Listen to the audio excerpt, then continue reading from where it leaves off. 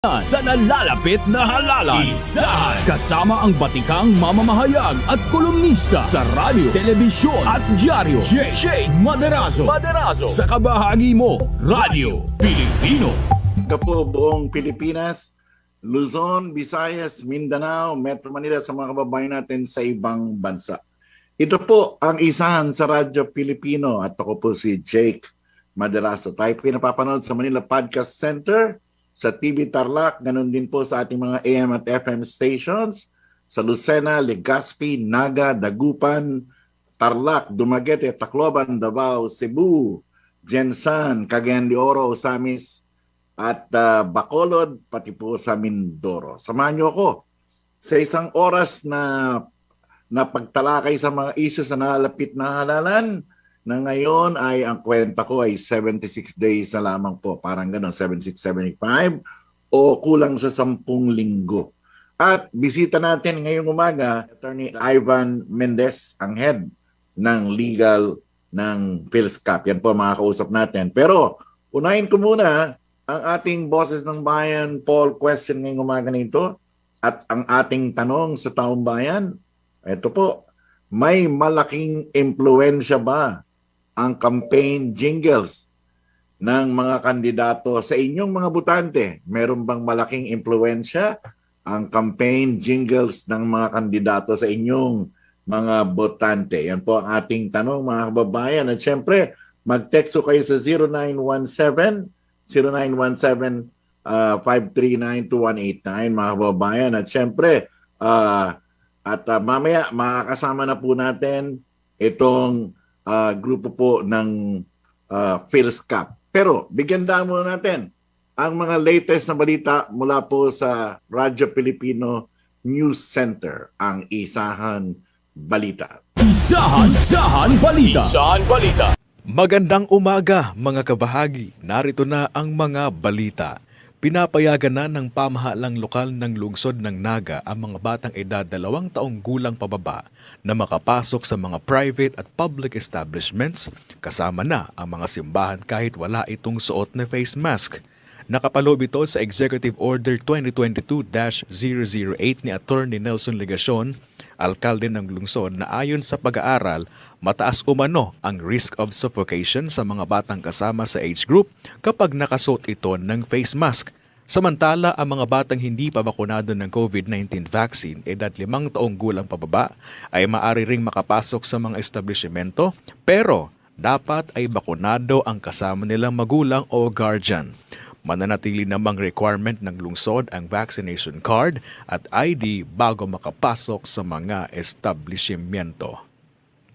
Samantala, mga kabahagi, mayroong 181 Pinoy sa Ukraine ang nalocate na ng Department of Foreign Affairs kasunod ng nagpapatuloy na tensyon doon. Ayon kay DFA Undersecretary Sara Lu Ariola, accounted for na ang 181 Filipinos at nakikipag-ugnayan na sila sa embahada. Mayroong 37 Pinoy na ang bumiyahe patungong Lviv at mula doon ay inihahanda na ang repatriation effort sa kanila. Apela ni Ariola sa mga Pinoy sa Ukraine makipag-ugnayan sa Philippine Embassy at sa honorary consulate para sila ay maasistihan sa repatriation efforts ng gobyerno. Panghuli sa mga balita, mga kabahagi, itinakda na sa susunod na buwan ang ika-4 na yugto ng Bayanihan Bakunahan National Vaccination Drive. Sinabi ni Health Secretary Dr. Francisco Duque III na prioridad sa National Vaccination Day 4 sa March ang mga senior citizens at ang pediatric age group na edad 5 hanggang 17 taong gulang. Tatalakayin din sa pulong ng Interagency Task Force for the Management of Emerging Infectious Diseases o IATF ang partikular na ayuda na ipagkakaloob sa mga mamamayan sa Bangsamoro Autonomous Region of Muslim Mindanao o BARMM kapalit ang pagpapabakuna. Magugunita na bigo ang gobyerno na maabot ang target na 5 milyong babakunahan noong ikatlong Bayanihan Bakunahan 3 National Vaccination Drive. At yan ang mga balita, kabahagi mo dito sa DWRN, Radyo Pilipino Naga. Balikan na natin si kabahaging Jake Maderazo sa programang Isahan. Isahan Balita. Maraming salamat Radyo Pilipino News Center sa Isahan Balita. At para sa mga breaking news, puntahan po ang ating news website, ang newsradyopilipino.com. Mga babae, newsradyopilipino.com o mag-join sa ating Viber community ng Radyo Pilipino. At mamaya sa pagbabalik natin, mahaba talakayan natin, dalawa ang ating bisita.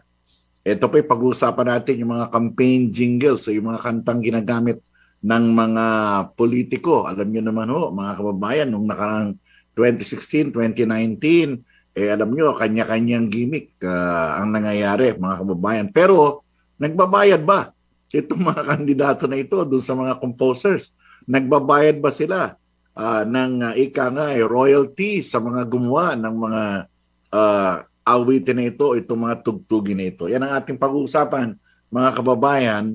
At magbe-break muna tayo. Kasama natin mamaya si Alex De Jesus, Manager, Licensing ng Filipino Society of Composers, Authors, and Publishers. At siyempre, nandyan din si Attorney Ivan Victor Mendez. Nakita na natin siya. Ang head ng legal ng PhilSCAP. Yan po, magandang talakayan natin. At siyempre, mamaya mga babayan, magbe-break lang muna tayo. Magbabalik po ang Isahan sa Radyo Pilipino. Isahan Radyo Pilipino. Aangat tayo muli. Dahil tayong mga Pilipino, matibay at determinado sa pagsuot ng mask at face shield, paghugas ng kamay at pagdistansya. Malalapit din tayo sa buhay na nais mabalik. Kapag isinapuso natin ang pag-iingat, aangat tayo muli. Ingat-angat tayong lahat. Bahagi ba ng pangkabuhayan mo ang agrikultura? Nais mo bang makakuha ng impormasyon, tulong at gabay ang iyong mga katanungan tungkol sa agrikultura? Sasagutin natin yan sa Asenso Agri-Negosyo. Mga impormasyong makabuluhan at makatutulong sa negosyong pang-agrikultura. Asenso Agri-Negosyo. Agri ka ba? Samahan na ang inyong kabahagi at hero sa agrikultura. Hero Robregado. Lunes hanggang Biyernes, alas 5 hanggang alas 6 ng umaga. Asenso Agri-Negosyo. Dito lang sa kabahagi mo, Radyo Pilipino. May iba na ba siya? Kasal ba kayo? Hanggat nasa tama ka, kakampi mo. Kakampi mo ang batas. Lunes hanggang Biyernes, alauna hanggang alas 2 ng hapon. Kasama si Attorney Melanio Batas Mauricio. Attorney Batas. Kakampi mo. Kakampi mo ang batas. Dito lang sa kabahagi mo, Radyo Pilipino. Nagbabalik ang Isahan kasama si Jake Maderazo sa Radyo Pilipino. Isahan, boses ng bayan. Tayo sa Isahan sa Radyo Pilipino at siyempre balikan lang natin yung ating pong question of the day at tinatanong natin na may epekto ba sa inyo? Ito pong sabi nga natin itong mga campaign jingles ng mga kandidato. May malaking impluensya ba ang mga campaign jingles sa mga kandidato sa inyong boto? Yan ang ating tinatanong mga kababayan. At meron pong ilang reaksyon na. Meron ilang reaksyon galing kay 6691. Ito po, 6691 mga kababayan. Ang sabi po nitong si 6691, sa akin, oo.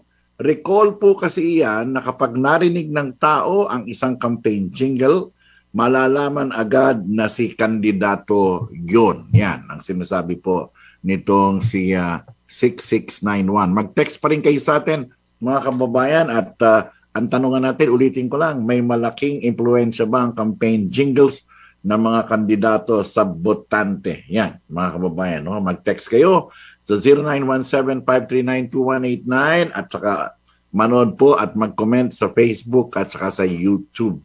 Tayo po ay naka-live. At sa pagkakataon na ito, ito na po yung bisita natin na originally, akala ko dalawa eh. Nung pala, isa lang. Ha? Si Attorney Alex o Ivan Mendez. Siya po ang head ng legal ng PhilSCAP, mga kababayan, Philippine Society of sa mga lisensya, mga composers and public. Anyway, without further ado, magandang umaga po sa inyo, Attorney Mendez. Ano po? Yes, so good morning. Yeah, good morning, Jake. I hope you can hear me. So, yeah, thank you for having me and thank you for giving us the opportunity to maybe clarify also the process of licensing through your program. Kasi alam nyo, marami tayong pinagdaanan ng mga campaign jingles. Pero bago natin pag-usapan yan, ano ba itong Phil's Cup para maintindihan ng ating mga manonood at nakikinig sa atin? Yeah, so Phil's Cup, we are society of authors, composers, and music publishers. It was established around 1965. I think one of the founders was Levi Celerio and Felipe De Leon. So we've been in the industry for quite a while. So what do? We administer the copyright o the performance rights predominantly sa musical works ng mga members namin. We also administer the performing rights of the members of our foreign affiliate society. So if they are intending to use foreign songs in the Philippine territory, we will be the ones who are mandated to license that and to collect the royalties for that. So that's siguro the short history of it. Pero itong Phil's Cup ay iba ba ito doon sa isang grupo? Yung grupo naman ng mga record, ano mong tawag doon? PRM or something like that? Opo. That's iba pa po yung society na yan. Kung kami po, ang ina-administer po namin ay musical work o musical composition. PRM naman po is administering yung for the producers, yung the rights over the original sound recordings. So sila sa mga parang labels ang hawak nila, no ha? Parang ganon, yung music producers. Okay, alam natin na matagal na kayo rito at sabi nga maraming mga balita sa Phil's Cup na medyo may konting kontrobersya. Pero tatanungin ko lang, noong ban 2019, okay, 2016, I don't know what's the track record. Nakasingil ba kayo doon sa mga kandidato na gumamit ng mga campaign jingles sa mga composers? Ang alam ko, 2 lang yata nagbayad nung 2019, parang ganon. Si Bongo at saka isang Pasay City Councilor's candidate. Tama ba yung impormasyon na nakarating sa akin? I think at the time of the press release, that's correct. Pero syempre yung cases na to remain active naman from the time they are instituted and demand letters are sent. So from what I'm aware, some of the local officials who have been addressed in some demand letters already actually complied. So meron nang nagbayad? Some. So, you can't really avoid some situations na people may still try to resist, pero meron namang nag-comply. Paano ba ang sistema kung sariling composition ng grupo ng kandidato? Kailangan pa rin bang kumuha ng permiso sa inyo or yung sa mga music adaptation lamang talaga sila dapat magbayad? Okay, so ito medyo mahaba ang siguro answer ko dito. Yeah, okay lang. Yeah, so siguro we can start kasi I think yung main question mo dyan is how do you get the proper license for to use the copyrighted song. So the first thing you have to ask kasi is first you have to determine the usage. Paano mo ba siya gagamitin? Why do you need to do that? Because in our intellectual property code, ang composers or any other creative, they can license their copyright in whole or in part. So meaning they can license that completely or they can license it in part. Ang copyright kasi in our intellectual property code, it's 7. It's a bundle of rights at 7 ang kaklase ng rights na to. So it can be reproduction, it can be adaptation and transformation, it can be public performance, it can be communication to the public. So itong mga rights na to, pwede siyang i-license separately, isa-isa. So, okay. So let's say you were mentioning, Jake, yung about the campaign jingles, right? So they can commission work, they can get the right to actually use it for, depende, if you're gonna use it for a campaign video, for example, ang mangyayari dyan ay ilalapat mo yung musika sa video element. So it's tinatawag na reproduction or more specifically synchronization. So this is a synchronization license is a reproduction license. So kung makuha mo yon, meaning legal na yung pag-record mo at paggamit yun sa music video. Pero after that, meron ka pang sunod na activity which is streaming. So yung streaming na activity is covered by a separate license. So tawag natin dyan communication to the public license. Kasi it's being broadcasted, transmitted through wire or wireless means and made available to the public on their depending on a place and date that is where they can receive that video or that music. So ang sinasabi mo, iba yung bayad ng broadcast rights, no, television, radio, iba rin ang bayad sa streaming.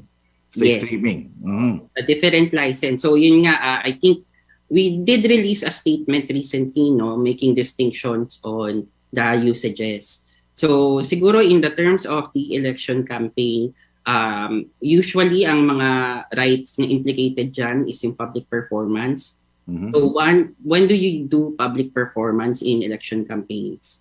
So usually pag may election rallies dyan, which is sometimes in person, there is background music. There is playing of music while, before they introduce or during the introduction ng candidate, and may live performance din. So both of these are covered by public performance. So ibig sabihin, halimbawa, just to be specific, proclamation rally ni Marcos, ni Bongbong, biglang kinanta ni ni Tony Gonzaga yung Roar ni Katy Perry. Ibig sabihin, bago siya kumanta, dapat tumingi mo na ng permiso sa inyo. Ganun ba? Yes, oo. So, kailangan nyo ng public performance license. Kasi, let's say, Katy Perry, as I mentioned, we also administer foreign songs, no? So, yung mga societies, yung counterparts namin abroad, we enter into reciprocal agreements with them. So, kung may gagamit ng foreign songs in the Philippines, kami yung magla-license, kami mag-administer and mag-enforce the right.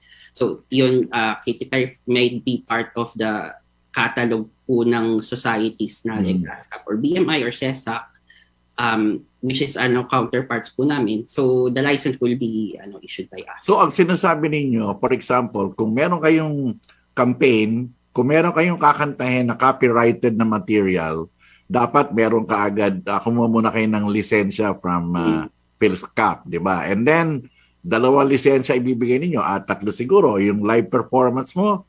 Tapos kung i-air mo yan, i-stream mo yan sa YouTube, may bayad din yan. At saka kung i-broadcast yan sa television, iba rin ang bayad nun. Yes. Ama ba? Nung 3, no ha? So communication, ayun. So I mentioned, Jake, di ba, public performance. You mentioned yung streaming. So ngayon, especially during the pandemic, some of the campaigning also predominantly happens online. Some candidates might prefer to air their campaign videos or use music on their own websites or on social media. So, ito, more technically in our law, tawag dito, communication to the public. Ayun, okay. So, okay. Separate, right? Puntahan ko lang yung mga specifics sapagkat ako, sabi ko nga, we are in the 70 days bago mag-eleksyon, di ba? Ang alam ko, si Isko Moreno, meron siyang kanta, di ba? Yung kanta niya, Nais Ko. Na Isko, ganyan ang dating niya. Pagkatas meron din siyang Dying Inside to Hold You. Alam ko, meron din siyang ganon. At saka, posible, yan ang narinig ko. Di ba? Ito ba may permiso sa inyo? Kasi babanggitin ko rin, si Bongbong, ang gamit niya, Umagang Kay Ganda, at saka Ako'y Pilipino. Si Lenny, ang ginagamit yata ni Lenny ay Paraiso. Di ba? Ni Kayabyab. Tapos si Tito Soto, yung kanyang magkaisa, siya nag-compose nun. Kinanta nung anak niya. I don't know, well, kabisado naman. At saka, meron pa ako, Dugot Pawis, kay Manny Pacquiao, dahil kay Freddy Aguilar. So, itong mga ginagawa ng mga presidentiable, na may kanya-kanya silang version ng, eto ba may permiso o kumuha ng lisensya sa inyo, sa PhilSCAP? Well, what I can say, Jake, for that is it's actually in the process na. We're already talking to candidates on the licenses. So parang pinoproseso na siya and meron ng mga nag-approach sa amin and tinatalakay na yan kung ano yung coverage. Kasi yung election campaign rates kasi namin, Jake, depende kasi yan. You can opt to do a blanket license. Yun ang sinasabi ko. You can opt to do a per day license. So pinag-usapan din siya. So, yun nasa proseso na naman yung candidates into securing it para lang ma-determine kung paano ba nila gagamitin, yung frequency ng paggamit, and is it for the whole slate? Is it for one candidate? So magkakaiba pa ng rates kasi yan. So it's already in the process. They'll go into the specifics of magkaisa at saka yung kay Freddy Aguilar na siya nag-compose na ginagamit ni Manny Pacquiao. Magkaisa kasi is composed by Tito Soto. Tapos kinantanong anak niya, ito yung EDSA Revolution team, di ba? So, at saka parang hindi ko alam kung ito ay campaign jingle niya to promote himself, di ba? Pero yung kay Manny Pacquiao, kay Freddy Aguilar, I don't know if they're composition din niya ito, di ba? Sina Tito Soto ba or Freddy Aguilar ay miyembro ba as composers ng PhilSCAP? I think we can double check yung master list namin, but I can actually check now.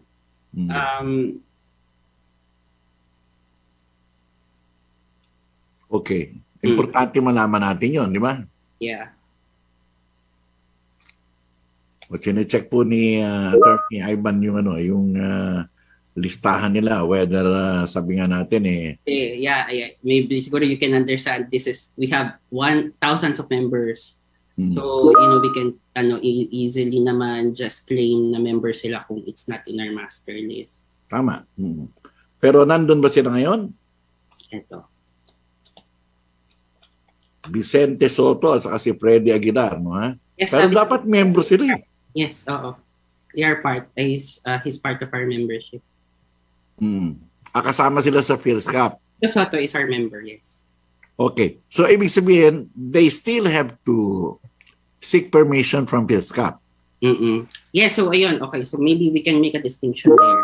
Yung deed of assignment kasi namin is covering only public performance rights. So, as I mentioned, Jake, yung public performance is a different activity, no? So, kung mag-reproduction ka, hindi yun covered ng deed of assignment namin. So, meaning, you will get the license for public performance from us. And if si Tito Soto has a music publisher, or he is administering that right ng sarili niya, sa kanya ko kukuha. So, parang pwede mo siyang, sabi ko nga, di ba, pwede mo siya i-license in whole or in part. So, yung part namin as PhilSCAP, we are for the performing rights of, for example, Tito Soto. And then, yung kay Sir Freddy Aguilar naman, I think his publisher is one of our publisher members. So, kung i-carry ng publisher na yun, yung works niya, it will form part of our catalog also. Ayun. Assuming, kasi pwede kasing, ang members kasi namin, it's either an individual na tao, natural person, or pwede siya corporation na may sariling catalog ng rights. Okay. Idagdag ko na rin siguro yung ginagamit nila Lenny Robredo ngayong Paraiso, di ba? Yung kay Ryan Cayabyab. Si Ryan ba, membro din ba ninyo? Yes. Si Ryan Cayabyab. Definitely. One of our members. Okay, so ibig sabihin, yung candidate, pag nakipag-usap sa isang membro ninyo, hindi na kailangan kumuha ng license sa inyo. Ganun ba? So separate po yun. Sabi ko po, kasi pwede pong i-retain ng composer yung ibang portions. Di ba may 7 po siyang copyright. Pitong 7 economic rights. So as kunyari ako po ay isang composer, pwede ko pong i-assign yung public performance sa isang entity. Tapos ako na lang po yung magla-license ng reproduction or synchronization. So kung ano po yung natira sa akin na hindi ko po in-assign, yun lang po yung pwede kong i-assign. So, and i-license. So kung nasa amin po yung public performance, aside from talking to the composer also, you'll have to also talk to us and get for the portion of your campaign na magpa-publicly perform ka.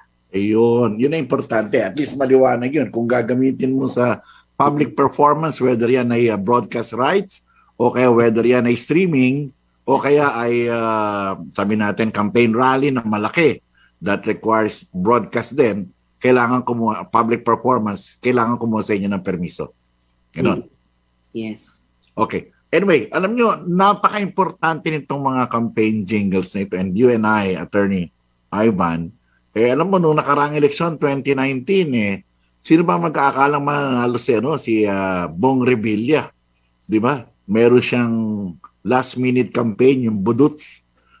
yung budots, sumayaw siya ng budots, kasama yung mga animation na chocolates or something like that, di ba? Pero yung bang ganon, yung ganong budots dance, kasama rin sa inyo yun. Covered din. Oh, it's also performance. It doesn't have just, basta patugtugin mo siya, you can dance to it, you can play it, you can perform it live. It will form part of public performance. Ang alam ko kasi nag-compose doon si DJ Lab eh. Di ba? DJ Lab ang nag-compose. Is he a member? Kailangan ba member ninyo? Yung si, I don't know, DJ Lab is a member. Namin siya, kung member namin siya, or yung publisher niya ay member namin. So, kasi it's not, it's either kasi ikaw as a composer on your own, member ka as an individual, or pwede rin kasi yung publisher mo is, inassign mo sa publisher mo yung right mo, and then yung publisher mo is our member. So parang yung catalog ng publisher mo, nakasama yung kanta mo, ma-assign din sa amin yung catalog mo. And kasama yung ina-administer namin. Ano ba ang best thing to do for the candidates? Bago sila mag-launch ng campaign jingle, o bago mag-launch ng music video, dapat makipag-usap muna sa inyo. Ganun ba? Yes, I think we can do that. Actually, yun nga yung one of the reasons we are, we released a statement, and we are also trying to educate most of the candidates on what rights to get.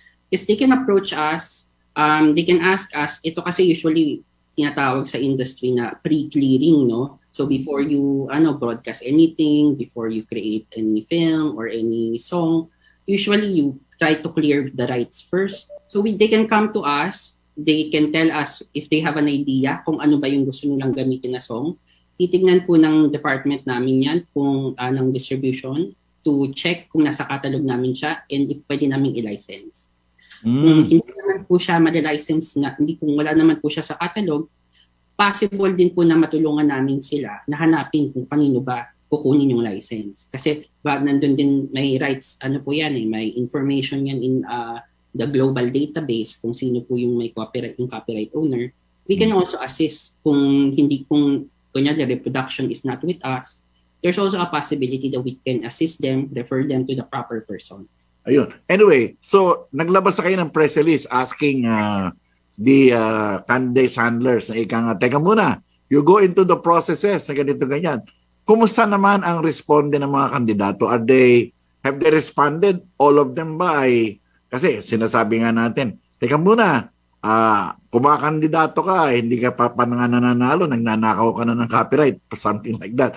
So, kumusta naman ang response? Actually, yes, thank you for asking that. Actually, that's a good thing to raise. And we are actually happy with the response. We are actually getting good response. And actually, after that statement, most of the candidates naman have already approached us and are already in the process of getting the license. So in international, it's also local, and in other, hindi lang siya executive positions, some rin. Alam niyo, sa totoo lang, ako, I'm fascinated by these campaign jingles. Ang sabi ko lang, wag lang sana maulit yung Alam mo, sinasabi ko, naalala mo yung kandidato sa Aliaga Nueva Ecija, yun yata yung nagtap Di ba? Yung kanta niya, Voltes 5 ang tunog, pero ang pangalan ng kandidato ay si Pepe Picache. Tama, di ba? Kaya ang kanta niya, Pepe mo, Pepe ko, Pepe natin. Sabi ko, sana wala. Meron din ba kayong censorship? Yung gano'n, sigurado hindi dumaan sa inyo. Sabi niya, before we go into commercial break, pag humingi sa inyo ng permission, do you look into the usage of yung copyrighted song? Like sinasabi ko, yung iba binabastardize, di ba? Tulad nga nung kay Pepe mo sa kaganya, yun ang ginawa niya to the tune of Voltes 5. So, meron ba kayong say doon o paano? So okay. So yun nga, sabi ko kasi yung kasi copyright meron niyang kaakibat na moral rights na natin. So yung copyright, separate siya sa moral rights in the sense na yung copyright or economic rights, it's economic, pwede mo siyang pagkakitaan. Yung moral rights, ito yung karapatan ng musician, ng composer, ng artist na i-prohibit yung paggamit ng work niya in a way na mag-dishonor siya, mapupunta into disrepute yung work niya, At nasa kanya to. So it's up to the composer kung monitor niya yan, na ginamit yung kanta niya, and for his or her, in his or her opinion, na nasira yung kanta, na it became prejudicial to his reputation, to his or her reputation, meron siyang moral right to actually. Ayun. So kayo rin na mag-review nun. Kayo rin na mag-represent dun sa composer. It's the composer. Nasa composer siya. Kasi sa amin, copyright lang yan. It's just the economic right to license public performance. Okay. Pero tutulong din kayo. Dahil siyempre kayo tumutulong economically doon sa composer. Kung nasaktan siya, ang ginawa sa kanta niya ay talagang ginawang bastardo, lalapitan kayo nun, di ba? Dahil kayo nang bibigyan ng economic benefits. Yes, so yung ganyan, our composers, yung members namin can always approach us and tell us, I saw my work being used nang hindi ako nagsasang-ayon sa paggagamit niya, feeling ko na bastardize nga yung kanta. So he can give us the letter, and then we can approach whoever was using that work and tell them na our composer finds this to be violative of the law. Okay. Sige, Attorney Mendez, magbabalik tayo. Marami pa tayong pag-uusapan. Kasi ako nga, sabi ko, I've been admirer of these campaign jingles. Sabi ko nga, pag-usapan natin yung 2016, 2019 na mga sumikat na mga jingles, saka yung mga pinapalabas ngayon to the context of Phil's Cup. Magbabalik po mga kababayan ang isahan sa Radyo Pilipino with our guest, Attorney Ivan Mendez ng Phil's Cup. Thank you, Jake. Isahan Radyo Pilipino. Kabahagi mo Radyo Pilipino. Impormasyong may kalidad, serbisyong may halaga, saan mang bahagi ng Pilipinas. On air. Saan mang bahagi ng mundo. Online. Ano mang uri ng pamumuhay. Kasama, katuwang, kapinoy. Kabahagi mo Radyo Pilipino. Radyo Pilipino. Nagbabalik ang isahan kasama si Jake Maderazo sa Radyo Pilipino. Isahan. One-on-one. Balik tayo sa isahan sa Radyo Pilipino mga kababayan. At siyempre, patuloy po yung ating pagtatanong sa ating mga kababayan. May malaking impluensya ba ang campaign jingles sa mga kandidato sa inyong mga botante? Yan po, may malaking impluensya ba ang campaign jingles sa mga kandidato sa inyong mga botante? At ang ating meron tayong reaksyon. Kung kanina meron tayong reaksyon, pumayag siya kanina kay 6691. Ngayon naman ay may reaksyon tayo from 4579.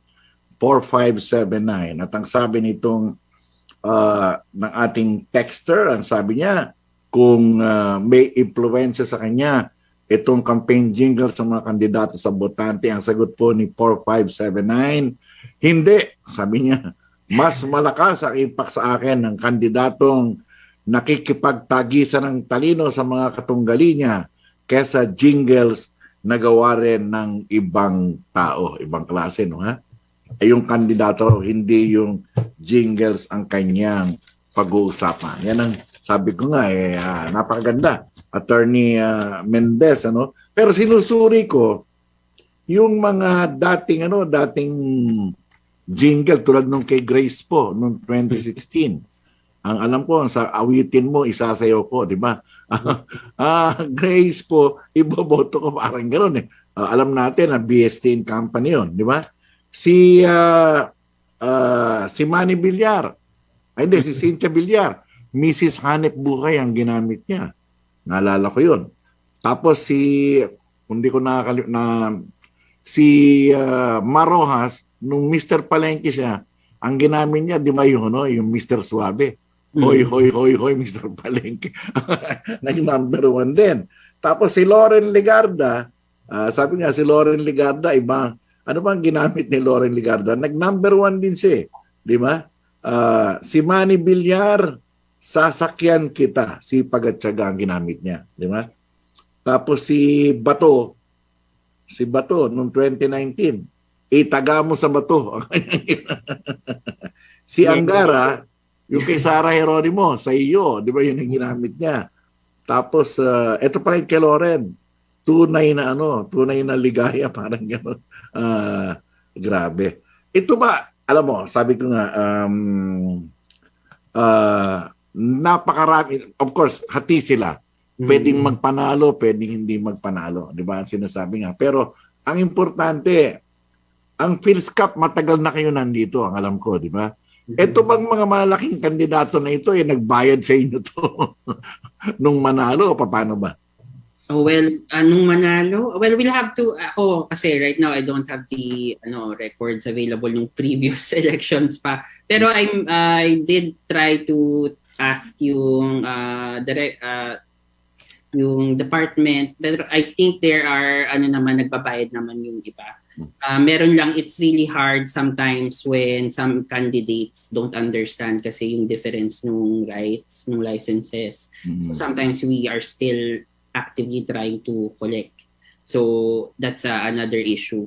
But there are candidates naman that we're happy are actually are able to understand na after we explain kung paano ba gumagana yung industry, anumang klaseng rights yung kailangan nila i-clear, na nagbabayad naman sila.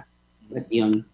Ito ba halimbawa kung thematic yung ginamit na kanta ninyo ng member ninyo, no? For example, Umagang Kay Ganda, something like that. Yeah.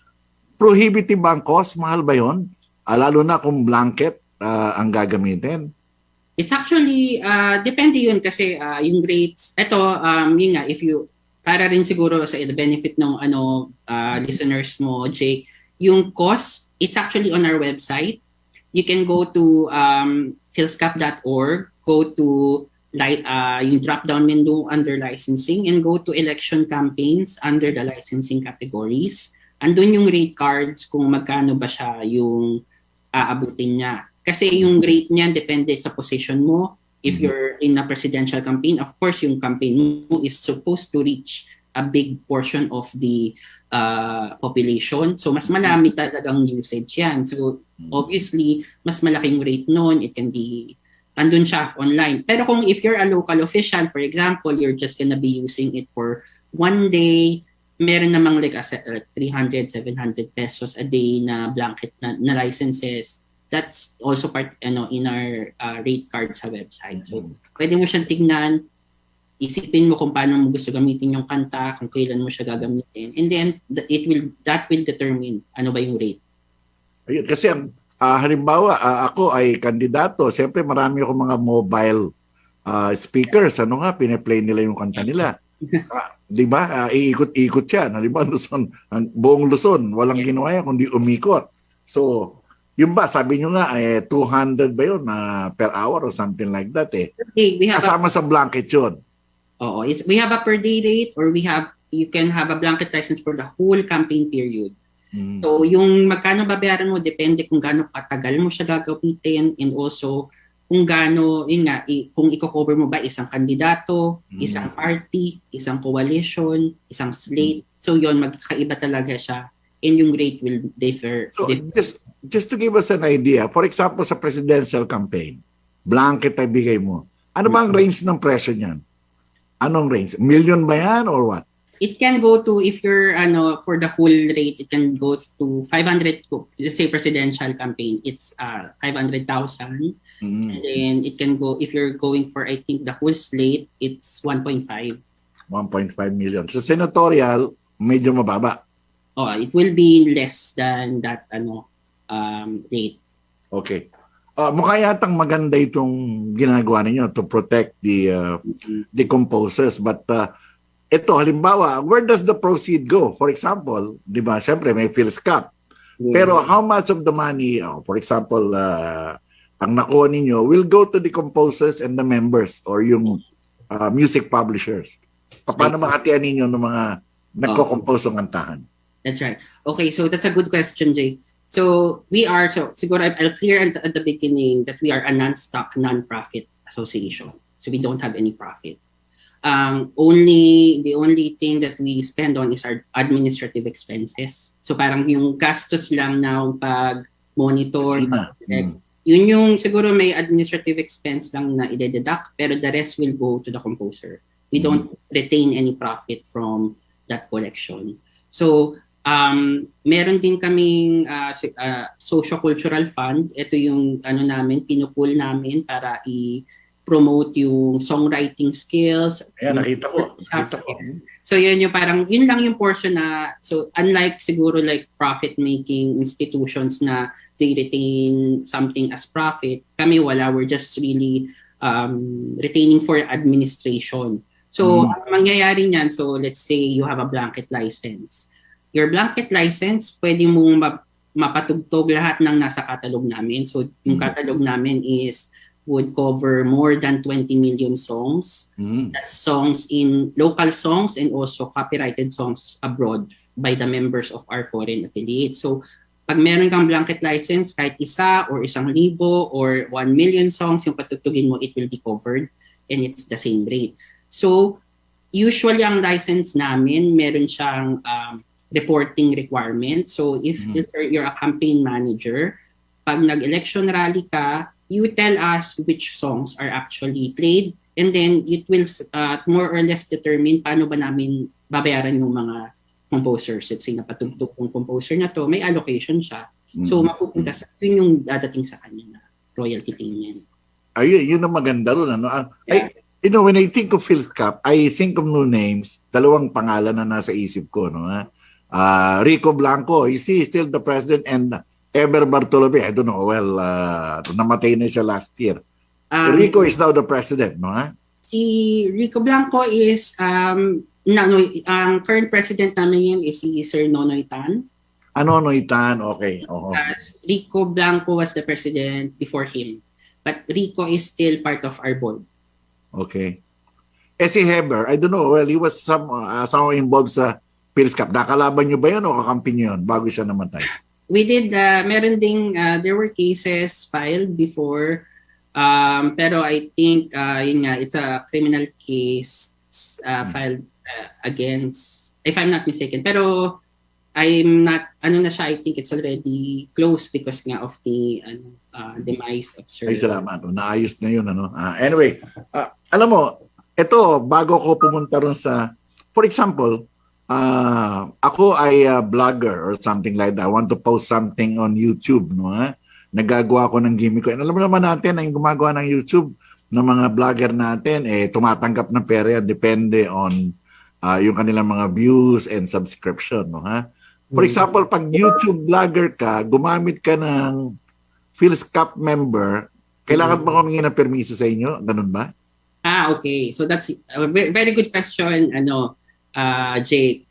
So, okay, ganito kasi yan. So, as I mentioned, diba, we're already moving into a digital age. So, like, a lot of the music is actually performed online, communicate to the public. So, YouTube, like Facebook or Meta or Instagram, ang tawag dito are user-generated or user-created, platforms. So, ang ginagawa kasi nito, although ginagawa ng mga platforms, sila na yung kumukuha ng license para sa users nila.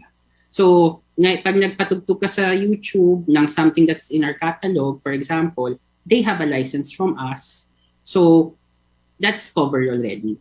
So, instead of us actually going after each and every user, yung YouTube, may license na for the users. Kaya pala kapag gumamit ka ng copyrighted song, sasabihan ka na YouTube na, teka muna, mukhang may problema ka sa royalty, something like that. Yes, so yun, namomonitor kasi nila yun kung kasama ba yun sa na-license nila.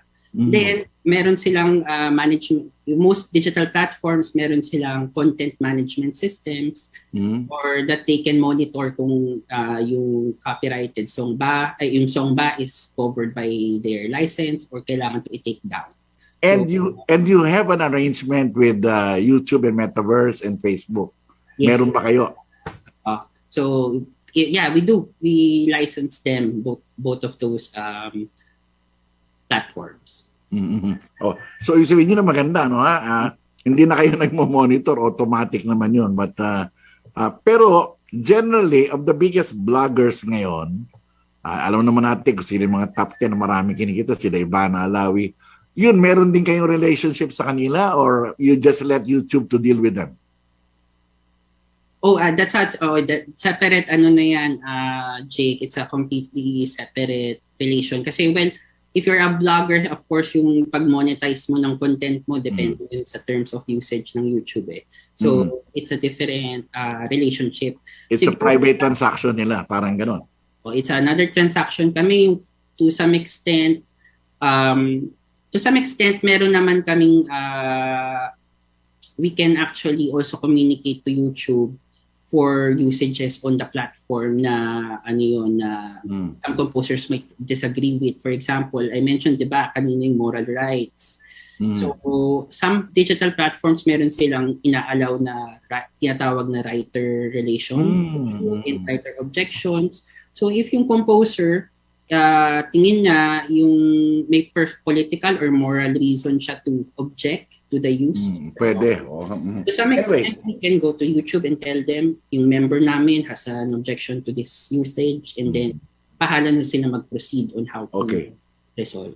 So anyway, alam mo, konti na lang ang panahon natin, pero sabi nga natin, sa ngayon, lalo sa local, wala pa sa local ngayon, wala pa tayo sa local campaign period. Nasa national na tayo ngayon. So, a lot of local candidates are composing their campaign jingles right now. Sabi nga natin, hindi natin alam kung anong gagawin nila. But take us through the steps. Halimbawa ako, kandidato ng mayor, halimbawa sa Maynila o sa Quezon City or anywhere, ano ang gagawin ko na nagpo-produce ng campaign jingle yung mga tao ko? Ayan. So, campaign jingle particularly. So, yun. Sinabi ko nga, Jake, yung kailangan mo dyan, if you are making a campaign jingle, syempre kailangan mo ng adaptation, di ba? Na license. Kasi ang isang original na musical work, imamodify mo siya. So, kailangan mo ng adaptation license. So, you have to look for the composer na ng work na yan. So, we can assist there. You can call us sa licensing at philstock.com. You can call our licensing manager, Miss Alex Jesus, and we can determine kung nasa catalog ba namin yung kanta na yan, and then if malalicense namin.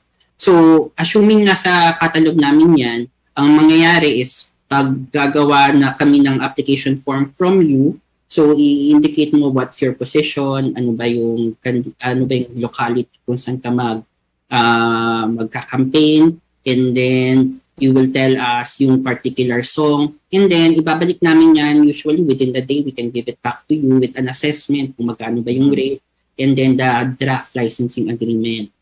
If you are able to sign the licensing agreement within that day, pwede na yang we can immediately issue a billing, and then when you pay it, we will issue you an official receipt. Tapos pagka-issue ng official receipt, pwede mo na siyang gamitin. Okay, so ito yung transaksyon na kausap mo yung composer, and then tatanungin mo sa PhilSCAP whether that composer is a member, and then kasama ba yung kanyang kanta dun sa ikangay catalog of songs inyo na napakarami, 20 million.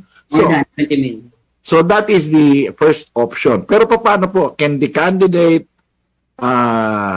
kausapin na lang yung composer, tayo na lang mag-usap, parang ganon, without PhilSCAP? Oo, actually they can do that, pero yung ano nga, kasi as I mentioned, iba-iba, marami itong klase ng rights, no? So yung public performance na, pwede kasi nga sa amin yung public performance right, pwede nga sa composer is the reproduction right. So you definitely can approach the composer, pero you have to be very clear ano ba yung paggamit na gagawin mo. Kasi kung wala sa composer yung public performance rights, you have to clear with us. Pero kung yung reproduction lang, let's say, nasa composer naman yun. Adaptation lang, hindi naman niya inassign yung right na yun at nasa kanya lang.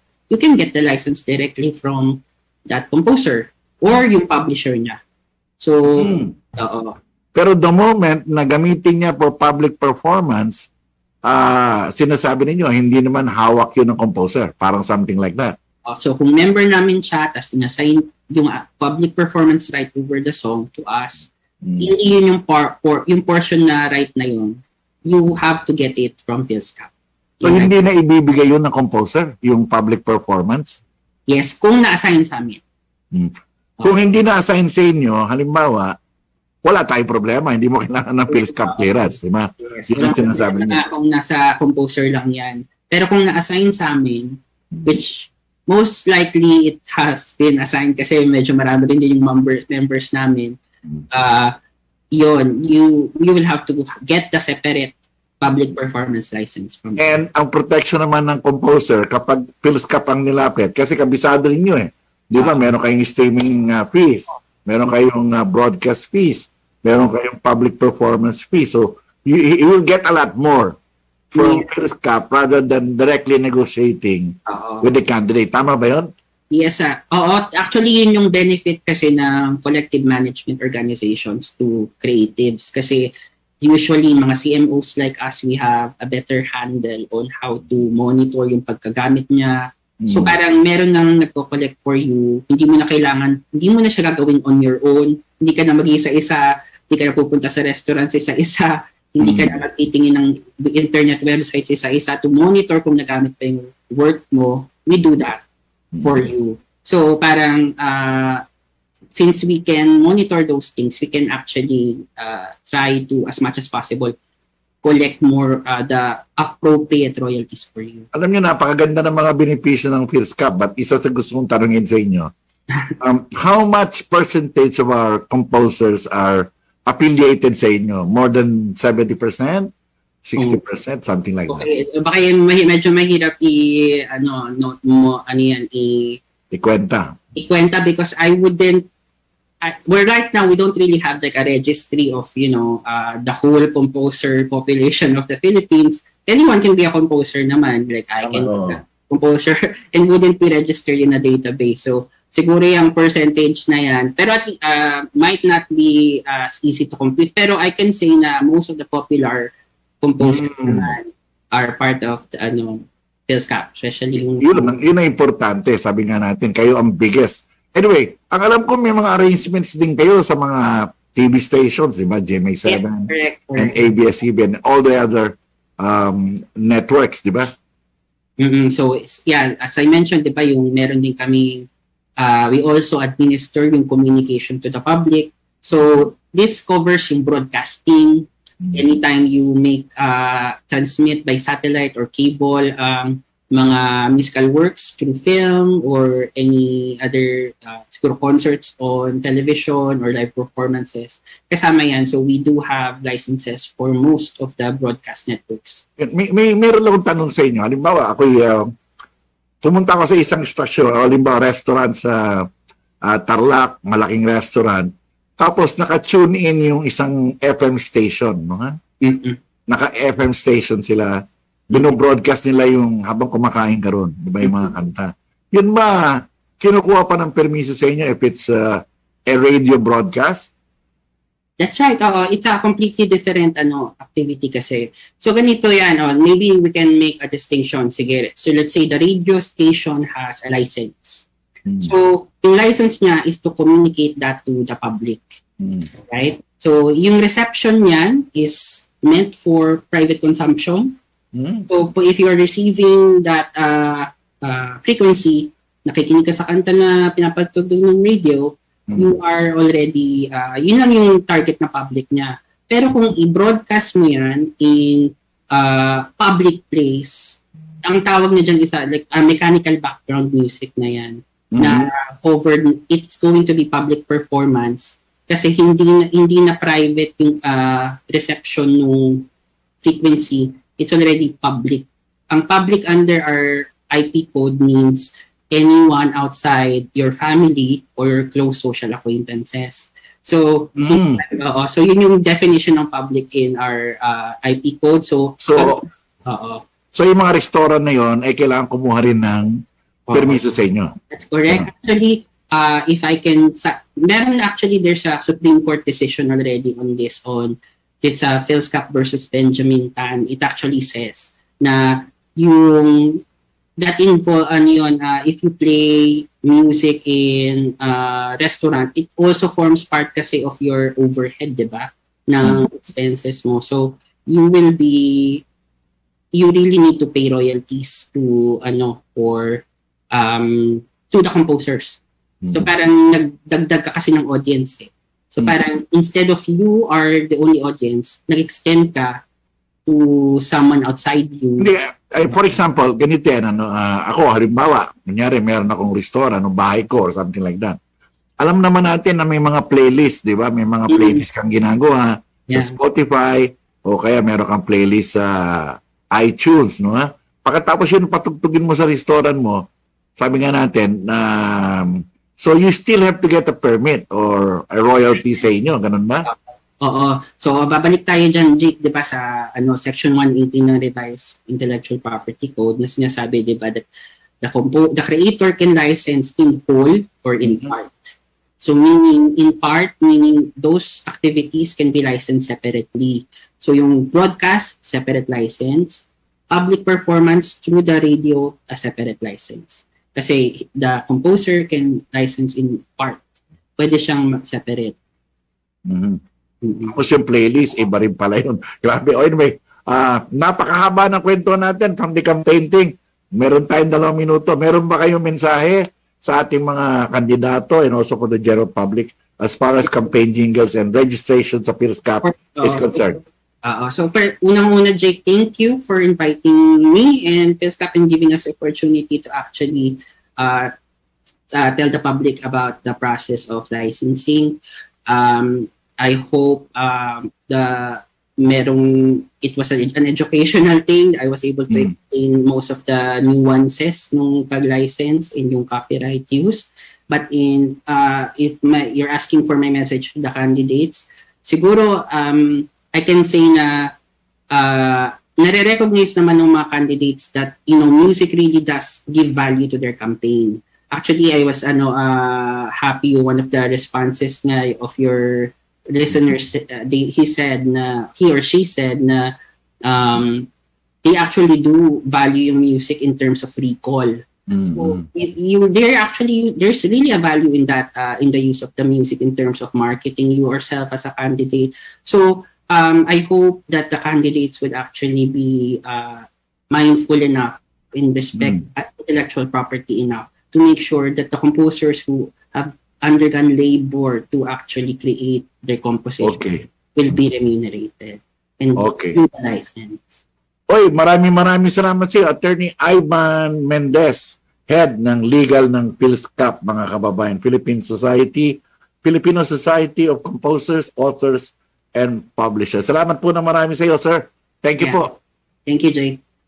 Okay, mga kababayan, salamat sa lahat na nanood, nakinig sa ating Radyo Pilipino sa Facebook, sa YouTube, at sa ating mga AM, FM at TV stations. Ako ang kabahagi ninyo sa Bayang Pilipinas, Jake Madarazo. Harapin natin ang bukas ng may pananampalataya at pag-asa. Magandang araw po sa inyong lahat. Inyong natunghayan ang isahan kasama si Jake Madarazo. Hanggang sa muli, dito lang sa kabahagi mo, Radyo Pilipino.